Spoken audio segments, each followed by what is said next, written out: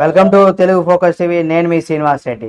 వైసీపీకి షాకుల మీద షాకులు తగులుతున్నాయి. అంటే ఒకటి పోతే ఒకటి షాకు తగులుతుందని చెప్పొచ్చు. ఇంతటికి ఏంటి ఆ షాక్ అని తెలుసుకునే ముందు మీరు కనుక జగన్మోహన్ రెడ్డి అబ్బాయిలు అయితే తప్పనిసరిగా ఆయనకి సంబంధించి మరిన్ని అప్డేట్స్ మీ ముందుకు తీసుకొస్తుంది మా తెలుగు ఫోకస్ టీవీ ఛానల్. కాబట్టి సబ్స్క్రైబ్ చేసుకొని పక్కనే ఉన్న బెల్ బటన్ నొక్కడం మాత్రం మర్చిపోకండి.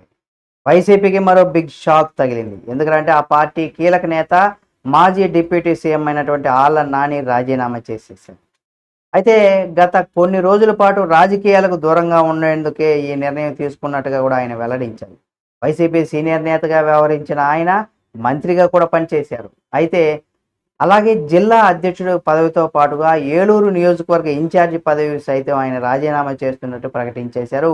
వ్యక్తిగత కారణాలతో పాటుగా ప్రత్యక్ష రాజకీయాలకు దూరంగా ఉండాలని వెల్లడించారు. అయితే ఈ మేరకు వైసీపీ అధినేత జగన్మోహన్ రెడ్డికి తన రాజీనామా లేఖను కూడా పంపించారు ఆయన.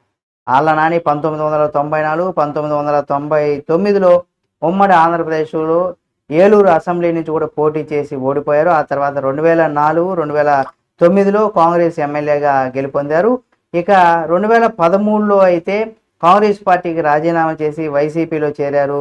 ఆ తర్వాత 2014 ఎన్నికల్లో వైసీపీ నుంచి పోటీ చేసి ఓడిపోయారు. ఇక అనంతరం 2019 ఎన్నికల్లో మళ్ళీ పోటీ చేసి గెలుపొందారు ఆయన. దీంతో జగన్ మంత్రివర్గంలో కూడా చోటు దక్కించుకున్నారు. వైద్య ఆరోగ్య శాఖ మంత్రిగా అలాగే డిప్యూటీ సీఎం పదవికి కూడా పనిచేశారు. అంటే ఆ పని కూడా చేశారు. ఇటీవల జరిగినటువంటి 2024 ఎన్నికల్లో టీడీపీ అభ్యర్థి అయినటువంటి బట్టేటి రాధాకృష్ణయ్య చేతిలో ఓటమి చెందారు. ఇటీవల జరిగినటువంటి ఎన్నికల్లో వైసీపీ పార్టీ ఎంత ఘోర పరాజయం చవిచూసిందో మనందరికీ తెలిసిన విషయమే. అలాగే ఆళ్ల నాని ఏటూరు ఎమ్మెల్యేగా పనిచేసి అంటే పోటీ చేసి కూడా ఓడిపోయారు. కాగా ఇప్పటికి కూడా వైసీపీకి పిఠాపురం మాజీ ఎమ్మెల్యే పిండెం దొరబాబు, పొన్నూరు మాజీ ఎమ్మెల్యే కీలార రోసయ్య రాజీనామా చేసినట్టుగా కూడా చెప్పుకోవచ్చు. దీనికి సంబంధించి వైసీపీకి అయితే జగన్మోహన్ రెడ్డి గారికి అయితే ఆ పార్టీలో ఉన్నటువంటి నేతలంతా కూడా అంటే ఆయన పార్టీ పెట్టినప్పుడు ఏ విధంగా అయితే కాంగ్రెస్ పార్టీ నుండి ఎలాగైతే అందరూ రాజీనామా చేసి వైఎస్ఆర్ కాంగ్రెస్ పార్టీలోకి వచ్చారో ఇప్పుడు కూడా ఇంత ఘోర ఓటమి తర్వాత కూడా ఈ పార్టీలో ఉన్నటువంటి నాయకులంతా కూడా ఇక కాంగ్రెస్ వైపు వెళ్తారా లేదు కూటమి ప్రభుత్వం వైపు వెళ్తారా అనేది కూడా చూడాలి. ఇప్పటికే చాలామంది రాజీనామా చేస్తూ వస్తున్నారు.